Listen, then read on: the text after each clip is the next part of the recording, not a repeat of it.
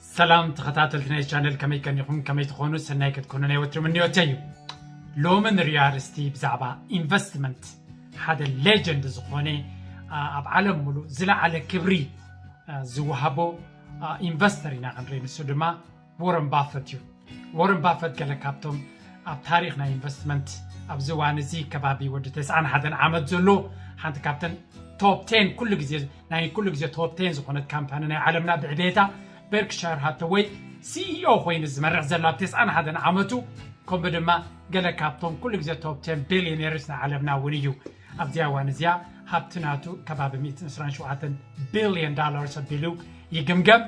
بتز قبره وسانتاتنا انفستمنت دما بفولوي اب ستوك ماركت اتزلا على كبرن زنان زلو وسبيو سلازي بزعبا انفستمنت كما كرن تحرخوينو وي كنمهار انتخوينا حدا كابتوم كاندي كنفلطو زلنا سبنتولو وورن بافتيو ابزا فيديو زيا بحصر زبله كابنو سنوتو درجانا عبيتو بخمينا بانفستمنتاتيو انت عينت تكنيكاتي تكم كما يمثل اذا سبز انت عينت الرعيان يروها بنسلوت انت سقم توسيدو ستيب باي ستيب كنرينا سلازي من يمكر زوع عليه من يرد زقبرد اليوم سبل سدرانا عري وغروب انت جيجانت اللوا مخرك نوسط خينا بزعبا انفستمنت قال كابتوم عندكم مغرونا كنا فكت زقبانا ورن بافتيو ذا فيديو زيا هدئ لكم كساب موداتا سمعوا اب كم قصالون كم زيم ابنك خونونا زقول اب عالمنا راين كلونا كمي يركا كم زعبه كابتوم نتيق عزو حليفو نبزل على درجه زبصحو كم مهارن كن مهارن سلازدلي كم زي فيديوهات مسحنت مسارتي بحد بارتنرز ناخونا كنقرب كنفتنينا سبورت قبر والعلو كله بعاغما تقبروا زلا سرحات كساب موداتا دما تختلوا نابلكو ناتا فيديو كعلفلكم سناي مكتتال ثانك يو ليتس جو وارن بافيت نبوزحات اب مدلع عالم زركبو انفسترز كم رول موديل ايو وارن بافيت تاريخو زجمر غنا ناي 11 عمت قول عندها لو ايو اتناي مجمرتا ستوك زغزا ازي تاريخ زي اب بزحات مدرخ كم ابنت تغيرو زقرب ايو نبوزحات جمرت كونه بروفيشنالات انفسترز ناتو اشارة نختختلو دما ينقرهم يو ابنايلو معنتي فيديو وارن بافيت من يو زبلينا كنري وارن بافيت اب عالمنا كابزلو اتم هافتام زبهالو سبات حدا يو ازي نكخون زخقلو انفستمنتن ديسيجن ويدما وسانتات انت منبارم دما لو معنتي كنرينا وارن إدوارد بافيت ب1930 كاب هاواردن ليلى بافيت زبهالو ولدو اب اوماها نبراسكا ايتوليدو وارن بافيت قول عندها اللوى اب فاينانسن بزنسن دليت ويدما انترست كم زنبرو ينقر كابزا حالفو اب حساب قوبز دما نبره بزحات قطرتات بعينوم بمرأي طرح يدمرون كم زنبره دما ينقر ازي كالات وي دما سكيل دما دحاري بطعم تقام كم زخونو يقلز وارن بافيت حدوان نمحازو 30 عمت انت تقبر مليونر انت حد ازي كونكو كابتزنا وحنا اومها هنطا كم زودق دما نقيرو ونيرو نزا فيديو تريد اللخا نزا فيديو تريد زلخم كتعبيو كتلوطو نابزلا على درجة كتكودو خمت دوليو يردان له that's why نزا تريد زلخم انبار نابتقعزو نابتزلا على درجة نمعباي التزبالسي نابزلا على درجة كحقزوكم زخل انتولو دما والقاو كلاساتيو سدما ناب ستوك ماركت بغطبا نغتعبيو ناب بيزنس كتاتو تدليهم اونلاين بيزنس كومون ابزوان زدليكم كلاتات ناي كمبيوتر ناي قوانقوا كمون ناي ኤዲቲንግ ተማሃሩ ተደሊኹም ብዙሕ ኮርሳት ኣለና ኣብዚ ዋን ዝማ ዲስካውንት ጌርና ስለዘለና ንኽትቀምሉ ብትሕትና ይዕድመኩም وارن بافيت 11 عمت እንዳሃለወ ናይ $38 ሼር 3 ገዚኡ ድሕርን እሽተን እዋን ድማ እቲ ሼር ናብ $40 ዓበየ እዘን ዘግነየን ስቶክ ሸይጡ ድማ ንእሽተን ትርፊ ረኸበ ድሓረይ ግና እቲ ስቶክ ናብ 200 ንሓንቲ ምስ ዓበየ ምሻጡ ኣናሲሕዎ ነይሩ ኮይኑ ግና እዚ ጽቡቕ መምሃሪ ከም ዝኾኑ ድማ ይናገር ካብዚ ኣብ ኢንቨስትመንት ትዕግስቲ ከም ዘድልዮ ድማ ተማሂሩ ኣብ 13 ዓመቱ ዋረን ባፌት ጋዜጣ ዘከፋፍል ኮይኑ ምስራሕ ጀመረ ንግሆ 4 ፈረቓን ካብ ድቃሱ ተላሒሉ ናብ ዋሽንግተን ፖስት ጋዜጣ ምክፍፋል ይኣቲ ነቶም ዓማዊሉ ድማ ናይ መጽሔትን ካላንደር ሰብስክሪፕሽን ጎኒ ንጎኒ ምሻጥ ድማ ጀሚሩ ነይሩ ዋረን ኣብ 15 ዓመቱ $200 ኣኪቡ እዚ ብናይ ሕጂ ገንዘብ ክንቀይሮን ከለና $26,000 እዩ ዝኸውን ካብቲ ዝረኸቦ $200 ድማ እቲ 1,200 ናብ ናይ ሕርሻ ቦታ ኢንቨስት ገይርዎ ዋረን ባፌት ኣብ 10 ክፍሊ ማለት እውን 17 ዓመቱ እንዳሃለወ ድማ ምስ ሓደ መሓዝኡ ብምዃን ዩዝድ ናይ ፒንቦል መጫወቲ ማሽን $25 ገዚኡ ኣብ ገዛውቶም ዝርከብ እንዳ ጸጉሪ ኣቐሚጦምዎ ድሕርን እሽተን ኣዋርሕ እቲ ሓንቲ ፒንቦል መጻወቲት ናብ ብዙሓት ድማ ለዊጦምዎን እዚአን ድማ ኣብ ዝተፈላለዩ ጸጉሪ መስተኻኸልቲ ብምቕማጥ ብሰሙን ነንሕድሕደን $25 ከእትያ ድማ ጀሚረን እዚ ቢዝነስ ድሓረ ንሓደ ነባር ወታደር ወይ ድማ ተጋዳላይ $1,200 ሸይጦምዎ ዋረን ባፌት ካብ ዩኒቨርሲቲ ኦፍ ነብራስካ ናይ ሳይንስ ዲግሪ ሒዙ እዩ ምስተመረቐ ናብ ሃርቫርድ ቢዝነስ ስኩል ኣፕላይ ዝገበረ ብዝሕዚ መንገዲ ግና እቲ ኣፕሊኬሽኑ ወይ ድማ እቲ ኣብኡ ክመሃር ድሌቱ ሪጀክት ተገይሩ እዚ ንዋረን ባፌት ግና ምንም ማለት ኣይነበረን ናብ ኮሎምቢያ ቢዝነስ ስኩል ኣፕላይ ብምግባር ድማ መምሃር ጀመረ ኣብዚ እዋን ቤንጃሚን ግራም ኣብኡ ከም ዘምህር ድማ ተረድአ ኣብ 1951 ድማ ብማስተርስ ኦፍ ሳይንስ ኢን ኢኮኖሚክስ ካብ ዩኒቨርሲቲ ኦፍ ኮሎምቢያ ቢዝነስ ስኩል ተመሪቑ ኣብ 1952 ድማ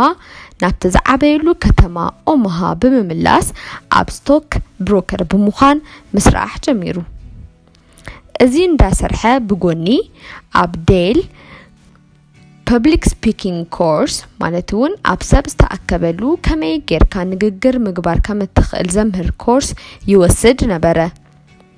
ኣብዚ ዝተምሃሮ ትምህርቲ ብምጥቃም ናይ ምሸት ትምህርቲ ኣብ ዩኒቨርሲቲ ኦፍ ነብራስካ መምሃር ጀመረ ብ1954 ድማ ቤተሰቡ ሒዙ ናብ ኒውዮርክ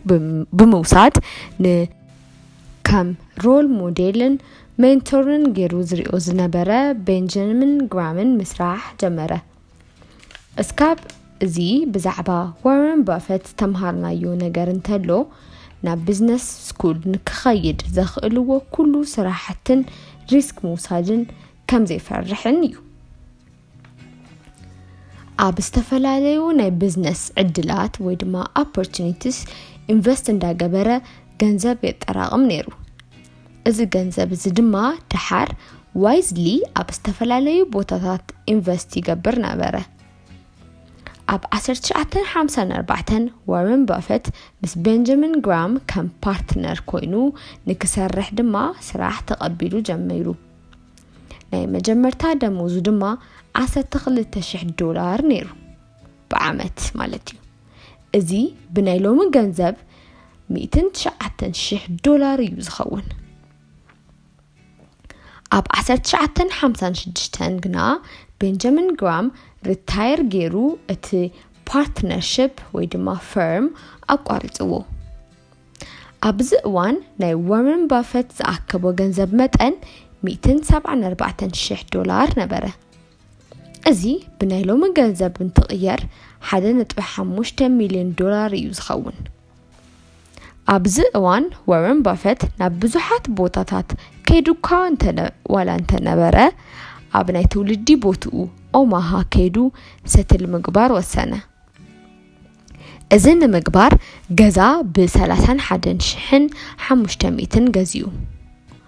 ዋላ እኳ ክንድናቱ ገንዘብ ዝነበሮም ሰባት ኣብ ብጣዕሚ ክባር ገዛውቲ ነበሩ ዋረን ባፌት ዝነበረው ተፈጥሮ ካብዚ ንላዕሊ ኣብ ገዛ ኢንቨስት ኣይገብርን ኢሉ ስለ ዝሓሰበ ብ31,500 ዶላር ንምግዛእ ወሰነ ዋረን ባፌት እቲ ዝበዝሕ ግዚኡ ከም ኢንቨስትመንት ሴልስማንን ሴኩሪቲስ ኣናሊስት ኮይኑ ምስራሕ ድማ ይሕልፎ ነበረ ኣብ 1956 ናይ ባዕሉ ባፌት ወይ ድማ ብሓባር ኮንካ ስራሕ ፓርትነርሺፕ ምስ ቀረባ መሓዙቱን ቤተሰቡን ጀመረ እዚ ፓርትነርሺፕ ናብዚ ከም ፓርትነር ኮንካ ንምእታው ዋረን ዘውፅኦም ሕግታት ነይሮም ንኣብነት ንሓደ ሓኪም መሓዝኡ ናብቲ ፓርትነርሺፕ ንክትኣቱ 10 ካልኦት ሓኻይም $10,000 ኢች ኢንቨስት ንኽገብሩ ክትገብር ከም ዘለዎ ነገርዎ እዚ ሓኪም መሓዝኡ ድማ 11 ሓኻይም ኢንቨስት ንክገብሩ ረኸበ ዋረን ኣብ መጀመርታ $100 ጥራይ እዩ ኢንቨስት ገይሩ ነይሩ ድሓረይ ገና እቲ ኢንቨስትመንቱ እንዳዓበየ ናቱ ስቴክ ወይ ድማ ድርሻ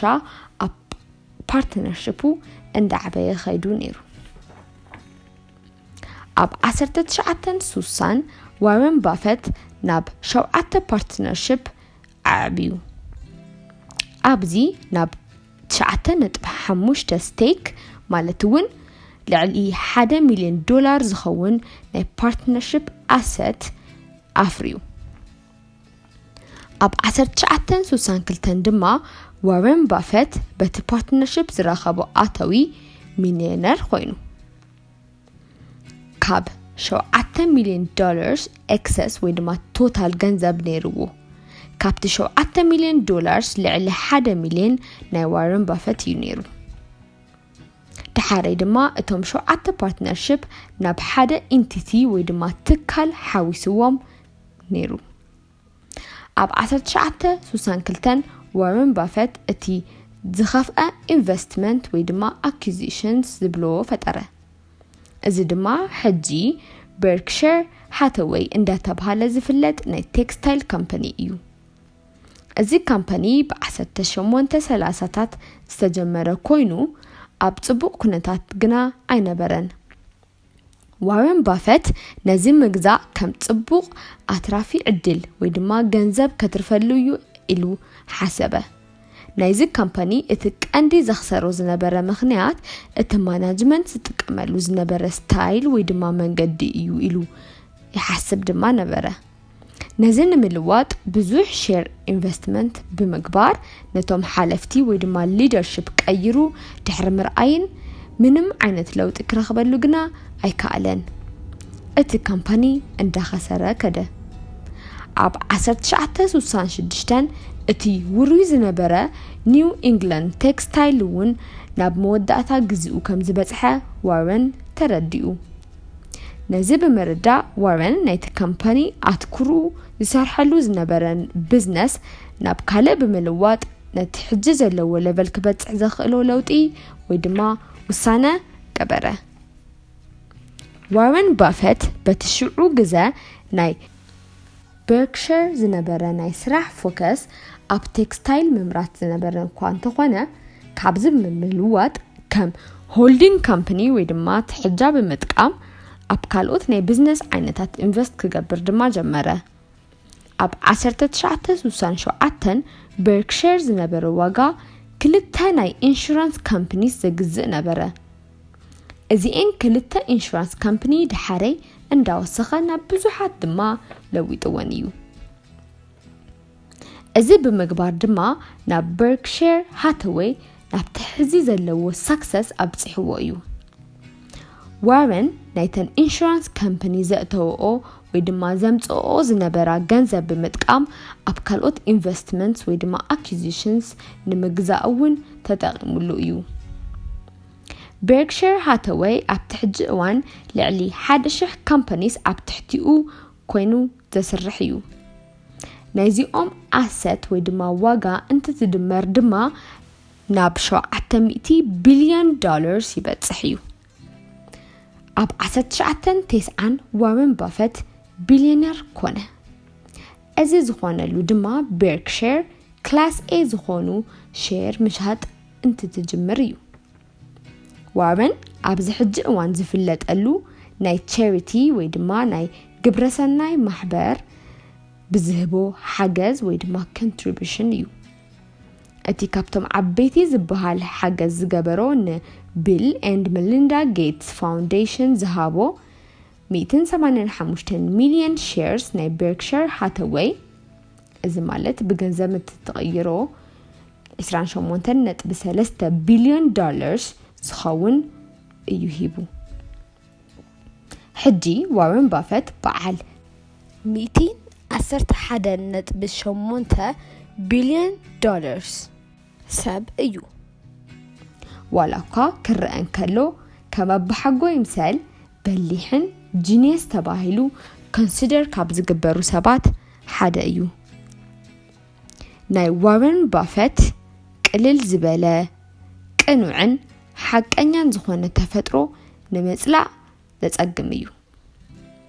ብናይ ዓለም ህዝቢ ድማ እዚ ጸባዩ ንኽፍቶ ገይርዎ